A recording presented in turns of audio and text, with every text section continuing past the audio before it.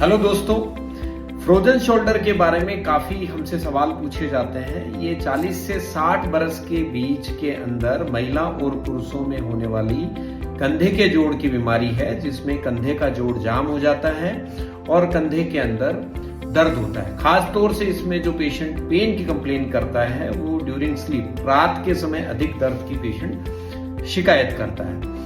तो इस तरह के पेशेंट्स काफी अधिक आते हैं। दो तरह का होता है फ्रोजन शोल्डर। एक प्राइमरी होता है जिसमें लगभग 30% पेशेंट्स में प्राइमरी फ्रोजन शोल्डर या प्राइमरी पीए शोल्डर पाया जाता है।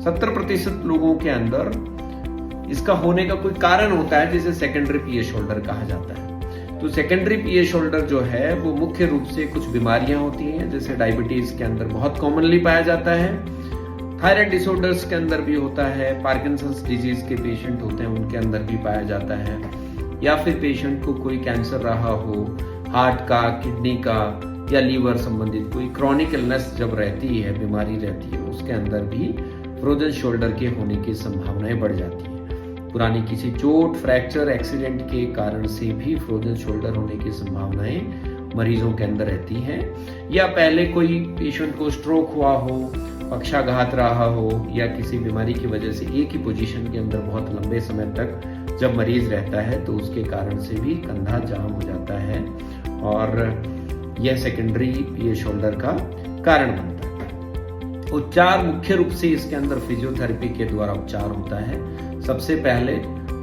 पेशेंट जो है उसको एक्सरसाइजेज, जिसमें फिजियोथेरेपी के डॉक्टर के द्वारा सुपरवाइज्ड एक्सरसाइजेज और होम एक्सरसाइजेज बताई जाती हैं, उससे इसमें काफी रिलीफ मिलता है। परंतु इस बीमारी के ठीक होने में 6-8 महीने तक भी लग जाते हैं, बहुत अच्छी एक्सरसाइजेज के बावजूद भी। मरीज में दर्द को कम करने के लिए उनको टैबलेट्स दी जाती हैं। टैबलेट्स जो है वो मरीज के कंधे के अंदर सूजन को कम करती हैं, जकड़न को कम करती हैं और उससे दर्द कम होता है, जिससे मरीज की एक्सरसाइजेस के प्रति कंप्लायंस या आकर्षण बढ़ता है और मरीज अधिक एक्सरसाइज करता है तो उसके कारण से उसका रिकवरी टाइम जो है वो शॉर्ट हो जाता है, फास्ट रिकवरी उसके अंदर होती है।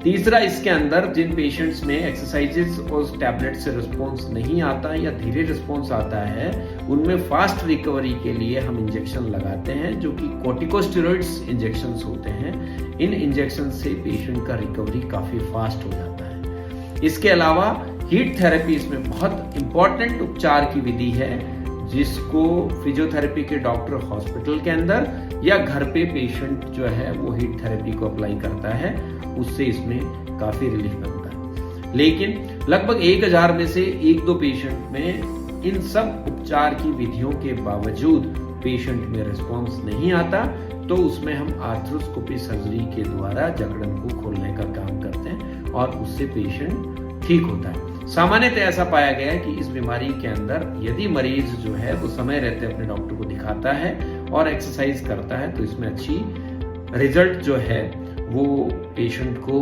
मिल जाते हैं। थैंक यू दोस्तों।